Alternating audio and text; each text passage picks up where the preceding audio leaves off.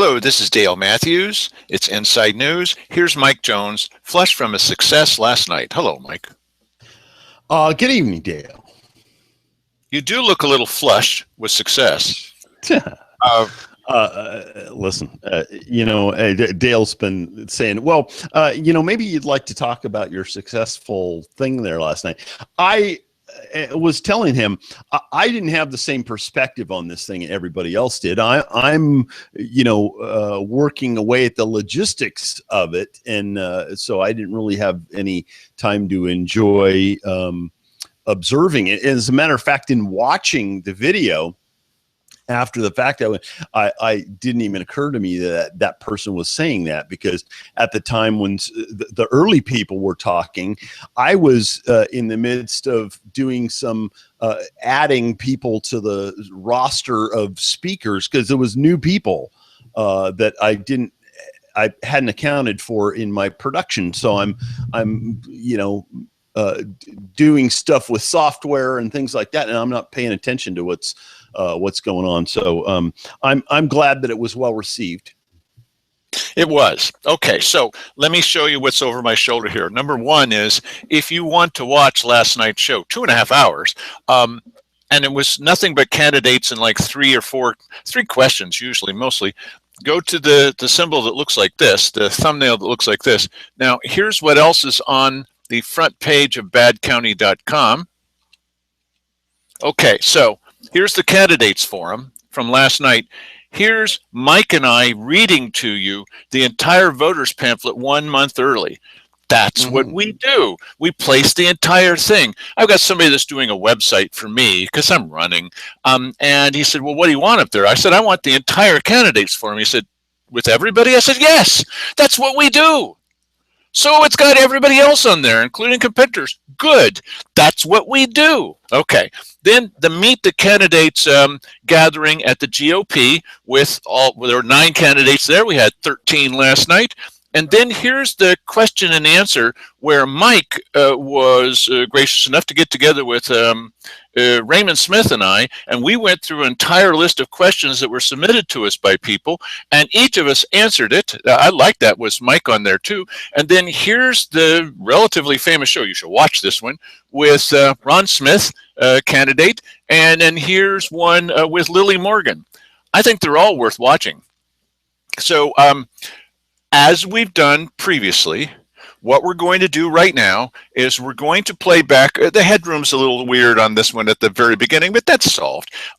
We're going to play back excerpts for the next 13 days of the candidates who were there, and just that candidate and the questions they were asked. Okay, and we're going to give each person equal time. Now, yes, Keith Eck wasn't there last night, and I was first after Keith Eck. That was what was on the list. But I wanted to start with Dan DeYoung because I really don't want this to be the Dale show. So anyway, here is, without comment from us, unless Mike's got something to say. No. Okay. Dan DeYoung. Dan DeYoung.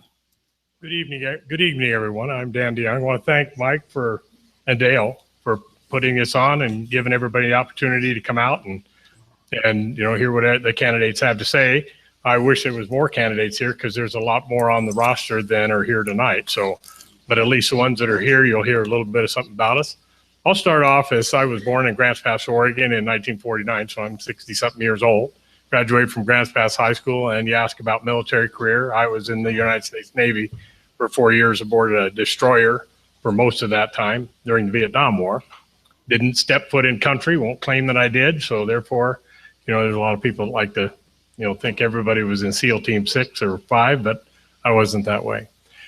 Since then, I've been in the business community. I was a service manager. I started out for $2 an hour with Rogue Valley Heating and Air Conditioning, or the company that many years ago I helped put the air conditioning in this very building, and it's still standing. And I think it still works. But I worked there for 9 years. I worked myself up to service manager in 1981. I started all seasons heating and air conditioning in Grants Pass, and it's still alive today. We've done work in Roseburg, all Southern Oregon, clear over to the coast. We are a multifaceted company and try to stay up with the times, which in heating and air conditioning is really challenging this time because of all the environmental restrictions and EPA standards and things of that sort. So 2 years ago, I decided that it was about time to hang up my tools. And since then, I've been just working. I work on old cars. I restore cars. That's what I do it's not for a living. I do it for myself. I have a couple of cars that I really enjoy driving on the weekends. I belong to the Rogue Valley Classic Chevys and a number of different clubs across America. Also, I'm on the Grass Pass City Council. I've been on the City Council now for 6 years. The last 2 years, I'm on my third term as the City Council President. I've gained a tremendous amount of experience in how government works, how budgets work, where funding comes from, how it can be distributed, what's discretionary funds, what isn't. I'm very versed in the city of Grants Pass. I am not versed in Josephine County government yet, but I will learn every bit about it as I did for the city of Grants Pass. When I ran for city councilor in Grants Pass, I absolutely knew nothing about it, but we joined. There was 5 of us that stepped up. And when Grants Pass was going through its recall of 5 councilors, we call that the dark ages. Took a lot of guts to get up there and put your name in the hat. Took a lot of guts to start taking the heat from staff and take the heat from the public. But we weathered that, I think we have a lot better product in Grants Pass. To that end, I would like to bring that leadership and that sense of working with government, working with the people. I think they two can get along in the same room. Dale sponsors badcounty.gov, and I'm curious to see if he gets elected, if it'll be goodcounty.gov. That's, maybe Mike will have a one-man roadshow here. I don't know. But Dale's a smart guy, and I respect a lot of the things he says. But I think that this county is so diverse, all the way from Wolf Creek has a separate set of problems. So does Sunny Valley. Their big issue is the mine out there, the aggregate mine. You get out to Cave Junction, you folks have a huge bunch of issues out here, but they're different maybe than Selma, and they're different than Merlin, and they're different than say Williams. And I just, for 3 people to think that they can effectively go throughout the county, 1,684 square miles, and be effective, that's a long shot. That's a big job for anybody, especially for 3 people. So I would like to see that every little community, so to speak, the little communities get together, and I know they're not going to trust even Dale or anybody. It doesn't matter who steps up and who, if it's Paul or anybody that steps into the shoes to fill Cheryl's and Keith's shoes if Keith were to not get reelected. They're not going to be trusted. Dale hit the nail on the head. They're not going to be trusted. Nobody trusts government. How can you trust government from the top down? It stinks to high heaven. So can you do anything about the federal level? Yeah, you can vote. Can you do anything about the state level? Yes, you can vote. In the local government, you're either your city government, your county governments, you are within arm's reach of your elected officials. You can call them on the phone, you can talk to them, you can go to the meetings, you can film the meetings, you can do pretty much whatever you want, because they are available, and they're available for you. Ding, ding, ding. Thank you. Saved by the bell. Any questions for Dan? Yes, ma'am. Okay, Vivian. Hi, Dan. Hi. What has your position been on property taxes and sales taxes? How would you solve our funding issues? Well, I knew you were going to get to that sooner or later. I look at, when I'm on the city council, we passed the sales tax, or we didn't pass it, we put it on the ballot for the vote of the people. Was that a good idea? In retrospect, absolutely not. By virtue of the fact of what it failed at. It failed 75-25, somewhere along in that. It was way up there. Well, guess what? We all learned something from there. But one thing that the task force did was develop a product that would answer a question and put it on the ballot in Grants Pass. That really didn't set well with the people in the county, because guess what? They would have had to pay for it. As they came to Grants Pass, they were going to get charged. They were going to get paid for it. They were going to have to pay for it. But part of it was going to take care of the jail, which is a county function also that is really struggling right now. As far as taxes go, I don't think taxes are popular anywhere. at any time from anybody. The best tax is always one that somebody else pays. But you know what? At some point in time, I am looking, right now, I look at the city government because I'm still on the city council. That's my arm's reach right now. Get to the county, I plan to step back, go to 30,000 feet and look at everybody's issues here in the valley. When we get to taxation and when it gets to public safety, that's our number one. I would be in favor of districts, very much like you had district out here. There was tax money in your district. You wanted a sheriff's patrol, so you got sheriff's patrol. I think a lot of the mistrust comes from years ago when the money was there. Your wait time was still 45 minutes to an hour out here. That is unacceptable. You need resident deputies. You need residents that you know. You can meet them on the street and they're within 10 minutes of anything here in this county, in this part of the county. Same thing goes with Wolf Creek if they want it. Same thing goes with Williams if they want it. Those are things that if you wanted and you agreed to pay for, just like your fire district out here, you wanted a fire district, so you decided you're going to put a number on that and it's on your tax bill and you pay for that. You have a fire district. You could do the exact same thing with the sheriff's department. Okay. And thank you. Very good. Anybody else? Yeah, most people think that the sales tax question could have been answered with a Facebook poll, and it would have done really quickly because most people in the Town Center Association came together and got a lot of money together to get that voted down. My question is this: while you're on the city council and you voted to ban cannabis in the city, let's back up. You're a veteran, didn't set foot on Vietnam soil, so you weren't qualified for certain benefits. But when it came time for heart surgery, your heart condition was repaired by the Veterans Administration, as you admitted before. Okay, so you're a patient with the Veterans Administration. Some benefits you had, some benefits you didn't because you didn't set foot on the soil. My question is this: according to a medical record of a veteran that's near and dear to my heart, doctor's entry says, I would support OMMP for veteran based on the symptom relief he reports for PTSD. It's a 20-year medical record. When you were approached as city council president, when working on the ban for cannabis, and you were approached and asked about the rights, and the question was, I have 200 patients at this medical dispensary down here and you're proposing to ban it. You cut that person off and said, patients? You don't have patients. You have card holders. You reduced an entire industry of people who hold this card based on this medical record to card holders. So what's the question? So the question is, are you willing to distance yourself from those comments? In addition to when those people testified to you, you said those people holding those cards were a burden to your council. A burden. They were a burden upon you. That's city council. We placed a burden. That's what we were to you. Okay, so that's my question. Hang on. Very quickly, the question is? The question is, are you going to distance and 180 yourself from those things that I am not a patient, but I am a card holder? What is it? If you're a patient, you're a patient. You have rights. You have rights. You have rights. And all we wanted in the city of Grants Pass is the citizens of city of Grants Pass on their section of the vote did not want cannabis inside the city limits. Right now, it is a state law. You better believe it's a state law. You're allowed to grow marijuana. It's a state law that you're allowed to have cows. You can't have a cow inside the city limits because it's an urban setting. That's why the city council acted. Another thing that's real interesting is that right now, we don't really know what the state laws are going to be. I'm waiting for the state law to figure it out. And right now it's against federal law.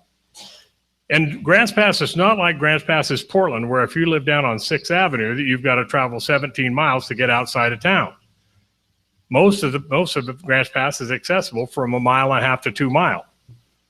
Going back to what you said, Mr. Collier, I did have the VA did pay for my heart surgery. You know why? Because I'm 40% disabled veteran, service connected.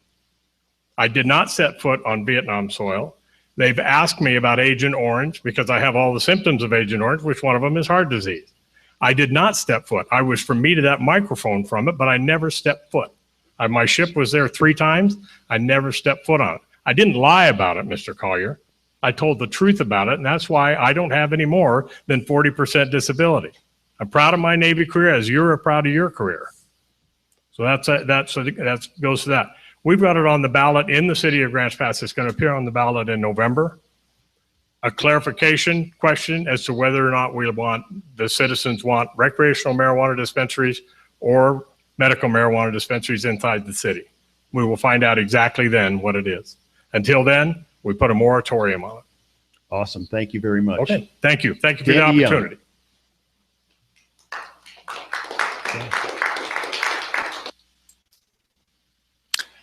So Yeah, and oh well, listen, we've made a practice of not commenting on the content that takes place in the presentation of the candidate. I do have to comment on one thing that went on last night, and really, maybe I should come up with some sort of a curriculum and sponsor a seminar on how to formulate questions at these meetings, because invariably you're going to have somebody who doesn't like a particular candidate, and they're going to step up there and they're going to have these speech questions.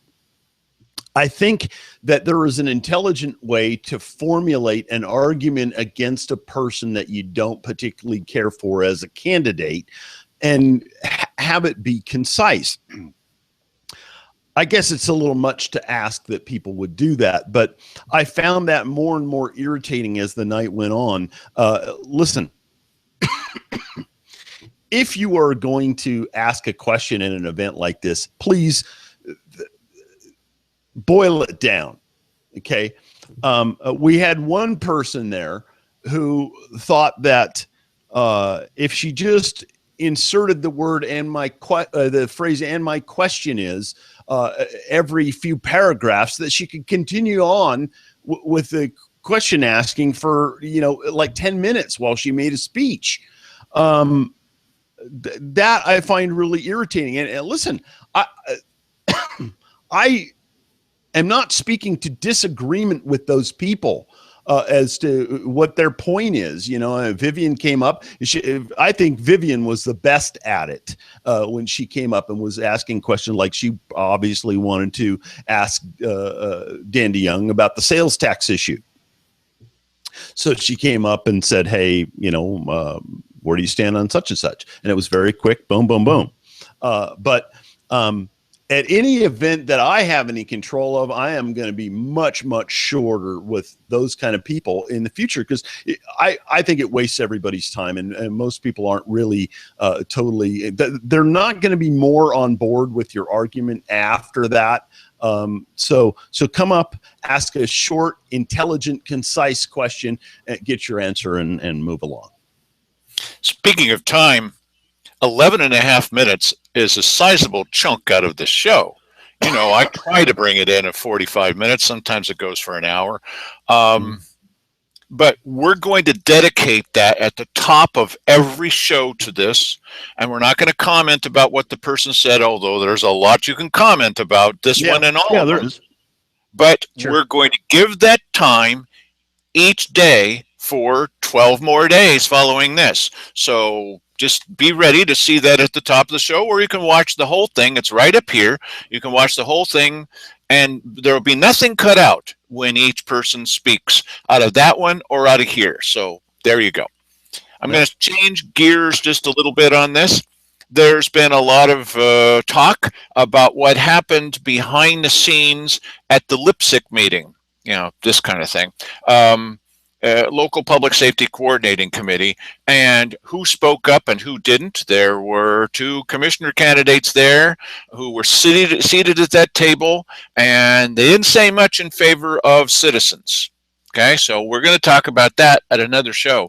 But I wanted to point out that there have been times where Mike and I and others have been to county commissioners meetings, and there was one time where Keith Eck was going on about how the commissioners aren't involved in any of these levies. Why? Who would possibly say that? And there were some people in the audience that were mildly chuckling to themselves. I didn't make any noise, but I kind of smiled. And he pointed at me and at the others. He said, "Well, if you're just going to shake your heads, why, I just won't be answering you anymore." And then completely shut up, and you could hear a pin drop, because what kind of attitude is this? I thought you might find this interesting, because the fellow that is asking the question is the mayor. And here's how Keith Eck treats other elected officials that are actually voting along with him. Here we go. Yeah, the intent is not to have the state come down and declare that you have reached this public safety fiscal emergency, or to establish what the parameters were. The thought was, mindset was, that I think each community is going to be able to come up with that on its own. And in that era too, the lipstick here was getting a lot of credibility for good reason, I think, because lipstick is supposed to be, you all come together, the defendants and the prosecutors, and all coming together and judges, and comparing notes and describing what really is going on. And so this was kind of done. Lipstick was kind of started to gain some credibility in that era, and we saw the $31.94 also come home during that session. Maybe I digressed a little bit there, but I was kind of thinking at some point the lipstick will be talking about this. Right. And so as a commissioner, Keith, is that the plan if there was, let's say you go all the way through and start taking some sort of aid, emergency aid from the state, is that something the commissioners will decide, or do you think you'd use this body to gather some input on that? You're about 8 miles down the road from where we are right now. I'd still like to talk about it. At mile 7, I'll be happy to. I mean, my practice has been, okay, I'm not sure if you're shaking your head for you don't want to answer. That's good. No, please finish. I mean, my practice has been that lipstick is the voice of which, when they speak, I as the liaison, I take what they have said to the BCC and promote it, defend it, or argue for it.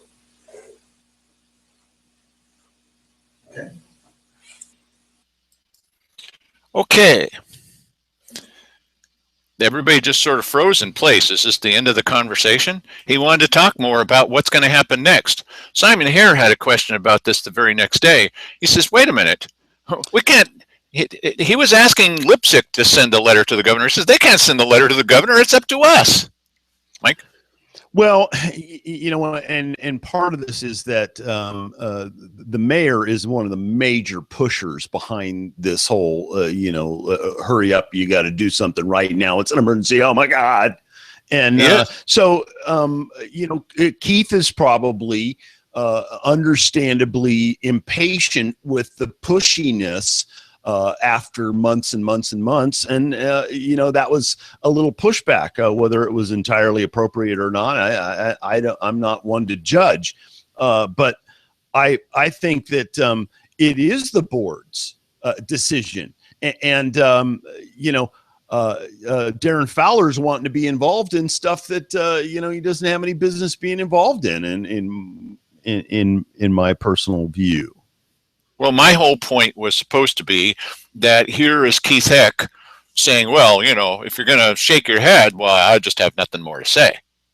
Well, that's nice because we've seen that before. So now he's treating, my personal opinion is, now that the commissioners are getting down to the very last days they have in office, that they're just cross with everybody, not just the public, but everybody. They've had it up to here with votes. They've had it up to here with media. They've had it up to here with anybody that has anything negative to say. Yeah, but you know what? There's a lot of pressure, and I got to tell you, I believe Darren Fowler and members of the city council, they're major pushers on this thing. So who feels the pressure and feels like they're being dragged along, perhaps unwillingly, to this party? I know that, and Keith Heck made it very, very clear back in November in this meeting with the city that, hey, I'm not going to be pushing, anything here. So if you're, looking for some help on that, it's not going to be me. Well, Cheryl, more than happy to do this. And he's probably catching, a bit of, well, he understands that the atmosphere is that Cheryl wants this thing bad, and there's a vacuum behind her as she's charging to the goal, and he may or may not want to be on board with that. I think that in that room, if you're one of those parties in that room, you don't have a realistic view of how the county is going to receive this action. And, I would be a little apprehensive myself were I in his shoes. The only difference is I'd be telling Darren Fowler, hey, Darren, you're the one who wants this really bad.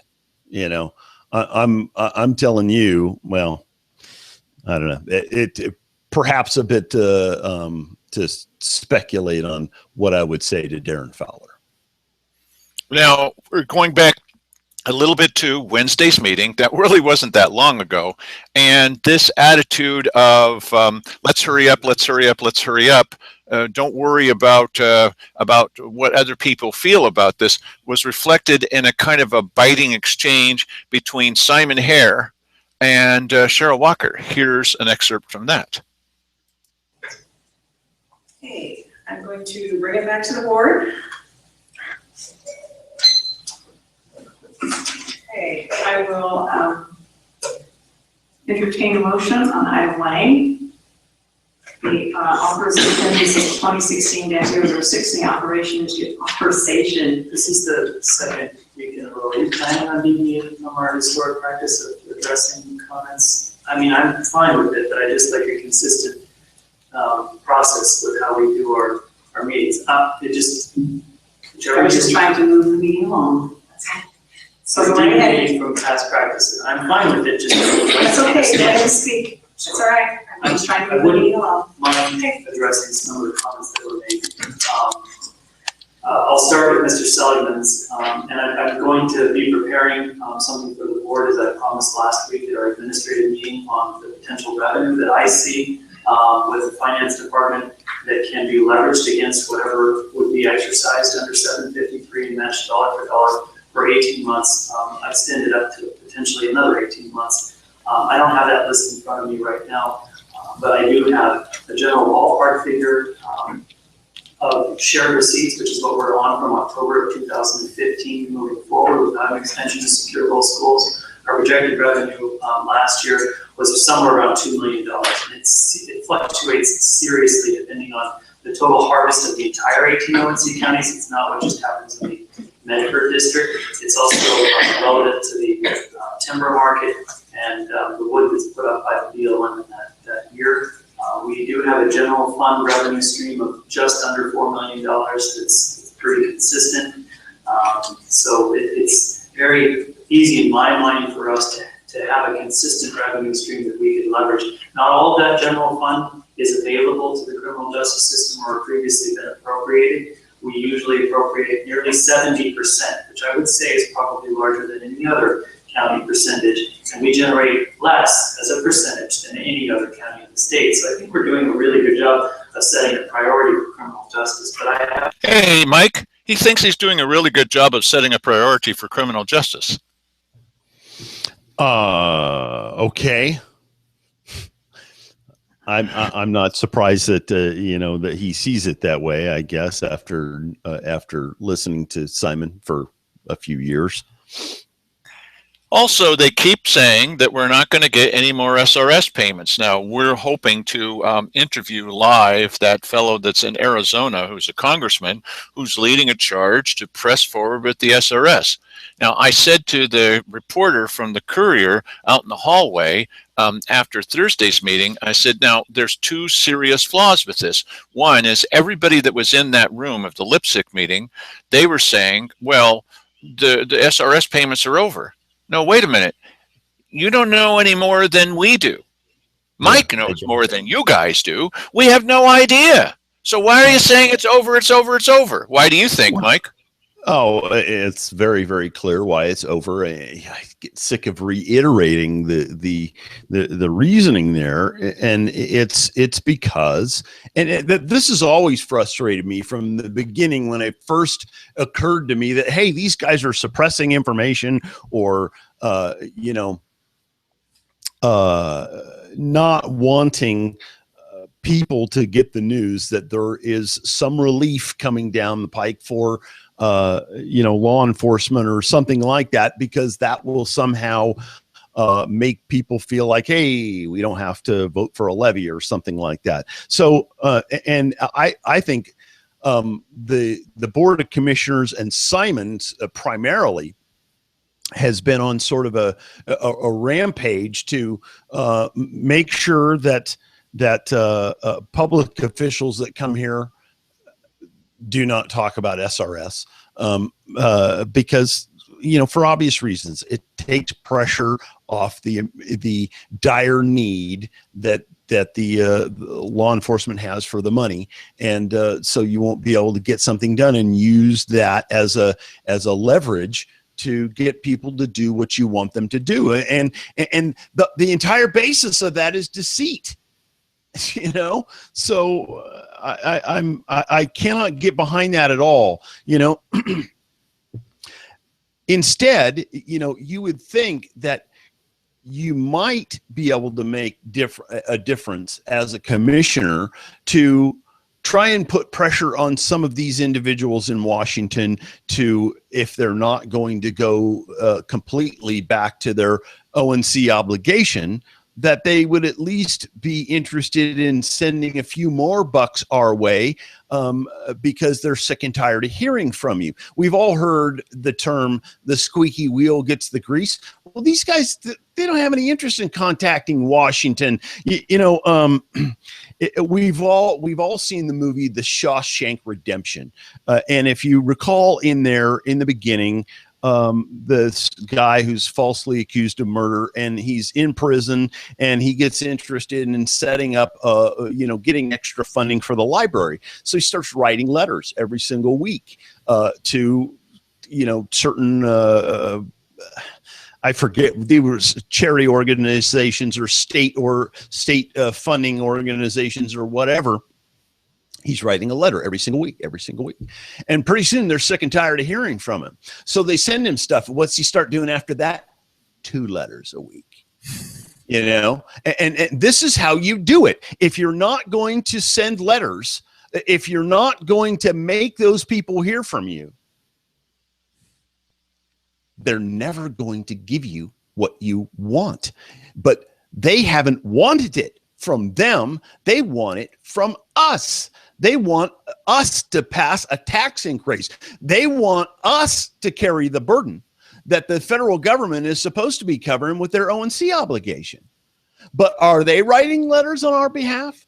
Are they being a squeaky wheel? Are they being a pain in their rear ends so much that these people never ever, my God, would you throw them a bone? You know, I mean, how hard is this to understand? It is negotiation 101. So if you're running for this office and you're not coming into it with that mentality, you don't belong there.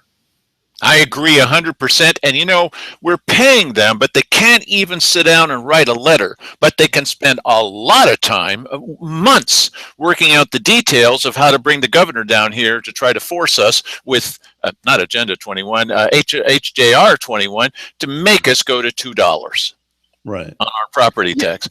You know, you mentioned the Shawshank Redemption. There's another little character, the smallest character of all, in Shawshank Redemption, which was a little mouse.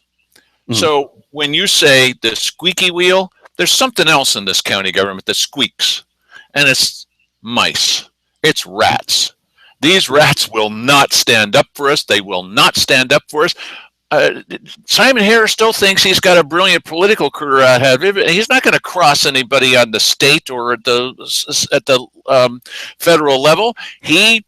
That's his constituency. It's not us. Right. I don't know if it's ever been us, but it's certainly not now. Think of the acceptability of these two options of you know, how to behave when you're in office. One, you start hassling the people who have an obligation to us, and that shows you in pursuit of the money rightfully owed to us that is beneficial to the people of this county. That will be well received. Think of the thought process that has to take place to develop the deceit plan, to think, I probably better talk to you know, Ron Wyden and Jeff Merkley. Is it Jeff Merkley? Yeah, it is. Okay. And who's the other guy? The Republican congressman guy? Walden.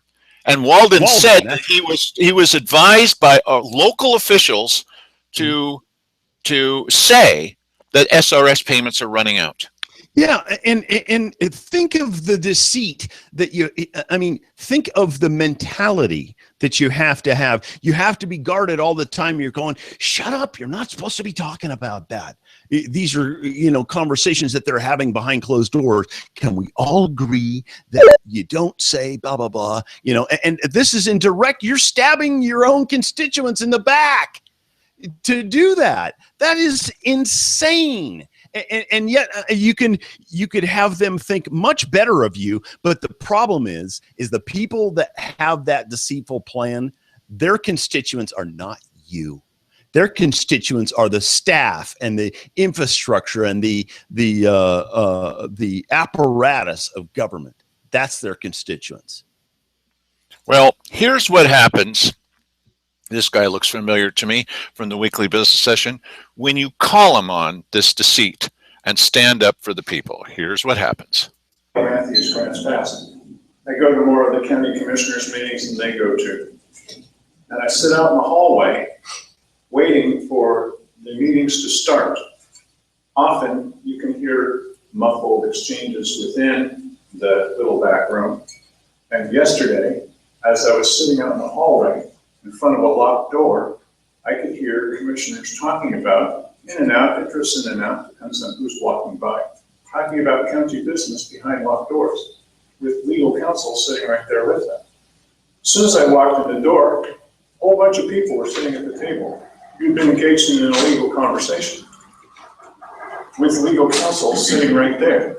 The fact that he's also sitting there during the legal conversation does not make it legal. So it doesn't really matter what it was that you were discussing. It's the fact that you were acting illegally once again, even though the OGEC has found you guilty, and now you're in the penalty phase. You don't enter a penalty phase unless you're guilty. So they haven't quite figured out what they're going to do with you. Probably will wait till after the election, of course. That's going to be a slap on the wrist, but we've already imposed our penalties. One of you is out, one of you is irrelevant, one of you is not going to run anymore. So that's the people's burden. Toward the end of it, you decide that you need to go into a private session. Let's not do the rest of this meeting in front of the public. And so I said, do you intend to continue this meeting in a quorum? And Keith Heck's answer was, it's none of your business. I said, then that would be illegal. It's illegal for you, Mr. Heck, to sit in your office and make comments, as we've seen that you've done in the past, because that's participating. It's illegal. And once again, it doesn't matter that Wally Hicks has now changed sides and agrees with you about participating in illegal meetings. It doesn't matter what the meeting was about. And it won't matter if you say, well, this is a really good cause and we ought to tell you what it's all about. That's irrelevant. You're breaking the law. You couldn't get me out of the room fast enough. And Mr. Heck said, that's the reason we don't answer your questions.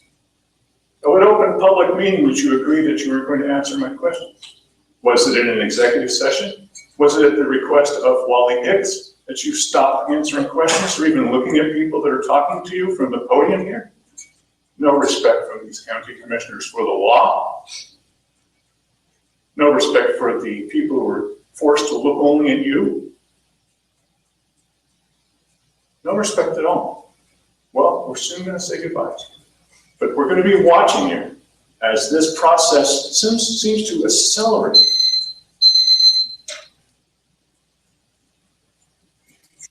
Mike? I thought I was going to see them reacting to you or something. Oh, well, okay. Let's do that. Here is now, keep in mind now that Keith Heck told the Courier that he sees his role as making things more fair for the public and also upping the level of political discourse where it's open and it's fair to people, and let's not be rude and such things. So here's Keith Eck in practice rather than a theory. Mr. Matthews, I have swore off commenting on anything that you might say, regardless of how ludicrous it might be. But Thanks. You had your opportunity to speak. It's my opportunity now. So you're going to denigrate me? Mr. Matthews, quiet, please. Thank Be you. civil. Sorry. Please be quiet. You've had your opportunity. The idea that the engagement in some illegal conversation in a little back room, we can converse with other human beings. They might wear a hat called public safety, they might wear a hat called a commissioner, they might wear a hat called whatever. We can engage in conversations with other human beings, and even if it is behind a closed door or in the head, that's allowable to do. We cannot dialogue with one another to arrive at a decision on an issue. That's against the law. Okay, we understand that, but to think that somehow there has to be some mummification because we are a commissioner now, we can't talk with one another. Spare me the blessing. And I would defy you, Mr. Matthews, to provide, and I will air it, and I will proclaim it. You show me your precious little video of where I have ever sat in my office and made comments and interjected comments to a business meeting going on in that other office, which is adjacent to mine. That somehow is I would assume it was even beneath you, but apparently not so, that I've sat in the office and made comments at the business meeting. That's absolutely ludicrous.